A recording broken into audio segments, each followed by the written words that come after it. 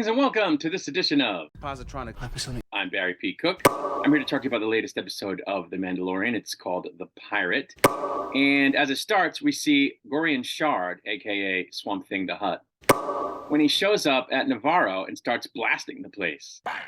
GREEF KARGA asks the local Republic outpost for help, and Captain Teva goes to Coruscant to get permission to intercede, but is rebuffed partly because our friend Officer G68 from a couple of episodes ago butted in to discourage the office he was seeking help from helping. Back in Navarro, KARGA escorts some citizens away from the city to await help. Kiva then seeks out the Mandalorians, seemingly with the help of R5-D4, because I guess he of course he knows him from the rebellion, and I somehow mentioned that he was able to find them because of R5-D4, who's there. I didn't understand quite what that was, but anyway, the Mandalorians aren't happy to see him because, one, he's New Republic, and two, they don't want anybody to know where they are. But Kiva tells them that KARGA and Navarro need help, and Mando says that maybe it's time for the Mandalorians to live in the open on Navarro, on the land that KARGA offered him.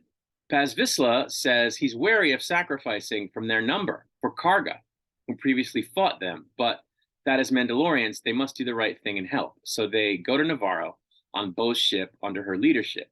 Mando engages Shard's men in a dogfight over the city and draws the pirate mothership, a Corsair, away, as Bo drops Mandalorian squads into the now unguarded city before making a run at the Corsair herself. The squads kick some serious pirate ass, suffering few casualties, and the armorer retakes KARGA's office using her hammer, which is pretty cool, as Mando and Bo finish off the Corsair. KARGA then gives a bunch of land to the Mandalorians. The armorer sends for Bo and asks her to remove her helmet, and then tells her that since Bo saw the mythosaur and has walked both worlds, that of the Mandalorian and that of the non-Mandalorian, she can go about without it and be the one who unites the Mandalorian tribes so that together they can retake Mandalore. Right before the episode ends, we see Kiva cruising along in his X-Wing, and he comes across a derelict and badly damaged former Imperial shuttle, now Republic prisoner transport. And it turns out to be the one that had been taking Moff Gideon to trial, from which he is now missing after what appears to have been an attack by Mandalorians. And that's where the episode ended. So I really liked this episode. I think they're moving the story in a really cool direction this season. I can't really say that for the past two seasons. They were good, but they seemed kind of aimless. I mean, I've got to protect Grogu and get him away from the people that are trying to harm him. I've got to get Grogu to the, his people. Okay, it was a goal, but I don't know, this season seems more focused on a goal that's a bit grander, seems to me. And, it's involving finally the actual Mandalorians. We had virtually no other Mandalorian appearances in the previous two seasons, and I feel like they're kind of writing that this season. So I'm happy for that. I love the Bo-Katan character. As I've mentioned, I'm a huge fan of Katie Sackhoff, whom I've met. So I think it's great that she's featuring prominently and that she's in a leadership role. I think that's really cool. The character kicks ass, her ship kicks ass.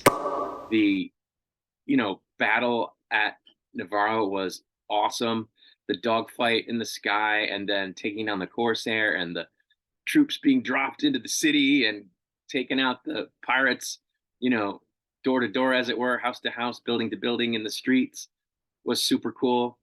And that bombshell at the end that Moff Gideon could still be alive and free, and that the Mandalorians had something to do with it. That's very intriguing, and I want to see where they're going to go with that.